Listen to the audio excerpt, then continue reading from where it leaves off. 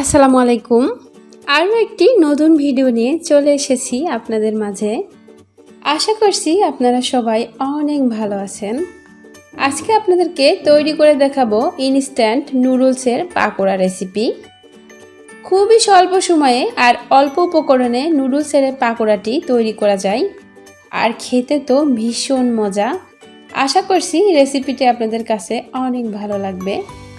তো প্রথমেই চুলায় একটি প্যানে আমি পর্যাপ্ত পরিমাণ পানির মধ্যে 2 প্যাকেট ইনস্ট্যান্ট নুডলস দিয়ে দিচ্ছি সেদ্ধ করার জন্য।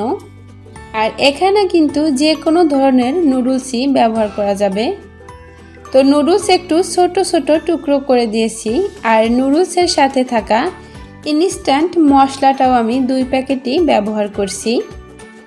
তো নুডলসটা সেদ্ধ করার সময় নুডলসের এই মশলাটা ব্যবহার করলে কিন্তু নুডলসের ভিতরে এই মশলার এই ফ্লেভারটা খুব ভালোভাবে ঢুকে যায়। তো হালকা একটু নেড়েচেড়ে দিয়ে ঢাকনা দিয়ে অপেক্ষা করব নুডলসটা পুরোপুরি সেদ্ধ হয়ে আসা পর্যন্ত। তো নুডলসটা সেদ্ধ করার জন্য পানিটা কিন্তু এমনভাবে ব্যবহার করতে হবে যেন নুডলসটা পুরোপুরি সেদ্ধ হয়ে যায় আর পানিটাও প্রায় শুকিয়ে আসে। যদি সামান্য কিছুটা পানি থেকেও যায় তাহলে চুলার জালটা একটু বাড়িয়ে নুডলসটা নেড়ে চেড়ে পানিটা সম্পূর্ণরূপে শুকিয়ে নিতে হবে। আর নুডলসটা সেদ্ধ করার সময় খুব বেশি যেন সেদ্ধ না হয়ে যায় সেদিকটাও কিন্তু খেয়াল রাখতে হবে। তাই সেদ্ধ হওয়ার সাথে সাথেই নুডলসটাকে অন্য একটি পাত্রে ঢেলে নিয়ে এটাকে সম্পূর্ণ ঠান্ডা করে নিব। গরম অবস্থায় কিন্তু পাকোড়াটা তৈরি করা যাবে না।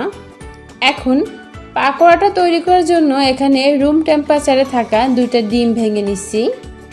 সাথে দিচ্ছি আধা কাপ পরিমাণ পেঁয়াজ কুচি, 3 থেকে 4টা কাঁচামরিচ কুচি, সাথে স্বাদমতো কিছুটা ধনিয়া পাতা কুচি, 1 চা চামচ ভাজা জিরার গুঁড়া, 1 চা চামচ লাল মরিচের গুঁড়া, আর শুধুমাত্র ডিমের জন্য স্বাদমতো কিছুটা লবণ।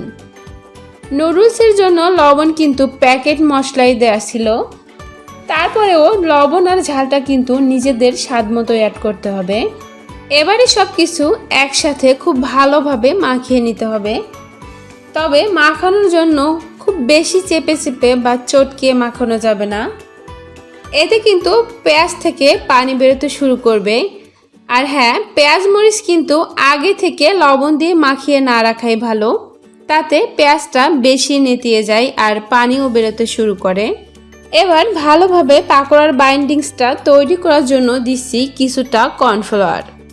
তবে একবারে না দিয়ে বারে বারে দিয়ে দেখে নিতে হবে কতটুকু কর্নফ্লাওয়ারের প্রয়োজন আছে। আমি এখানে মোটামুটি 3 টেবিল চামচের মতো কর্নফ্লাওয়ার ব্যবহার করছি। আর মাখানোর সময় কিন্তু এটা বোঝা যাবে যে পাকোড়ার শেপটা ঠিক মতো দেয়া যাচ্ছে কিনা।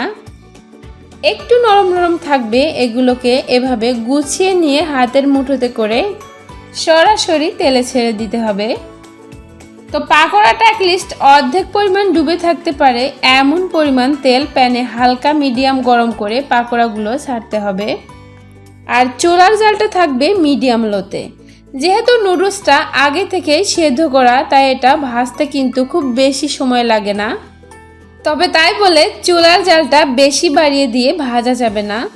মোটামুটি মিডিয়াম লো হিটে এটাকে একটু গোল্ডেন ব্রাউন করে ভেজে তুললে এটা খেতে বেশি ক্রিসপি হয়। তো ভেজে ওঠানোর পরে কিন্তু এটার কালারটা বেশি গাঢ় হয়ে যায়, তাই 2 পাশে আমি মোটামুটি 4 থেকে 5 মিনিট ধরে ভেজে এরকম গোল্ডেন ব্রাউন করে উঠিয়ে নিচ্ছি। দেখলেন তো কত সহজেই তৈরি হয়ে গেল নুডলস পাকোড়া। আশা করছি রেসিপিটি আপনাদের কাছে ভালো লেগেছে আর সহজও লেগেছে। তো পরবর্তী ভিডিও দেখার আমন্ত্রণ জানিয়ে আজ এখানেই বিদায় নিচ্ছি। আল্লাহ হাফেজ।